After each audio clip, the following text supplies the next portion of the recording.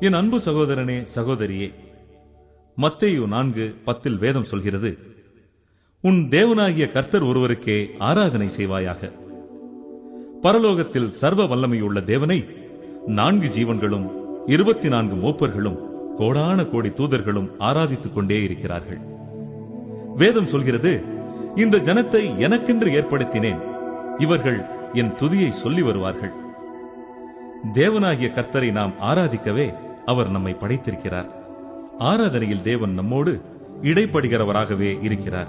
அதில் பிரியமுள்ளவராயிருக்கிறார். எபிரேயர் 12:28 படி, அசைவில்லாத ராஜ்யத்தை பெறுகிறவர்களாகிய நாம் பயத்தோடும் பக்தியோடும் தேவனுக்கு பிரியமான ஆராதனை செய்யும்படி கிருபையை பற்றிக் கொள்ள கடவோம். ரோமர் 12:1 படி, தேவ பிள்ளையே, உன் சரீரத்தை பரிசுத்தமும் தேவனுக்கு பிரியமுமான ஜீவ பலியாக ஒப்புக் கொடுத்து புத்தியுள்ள ஆராதனை செய்வாயாக.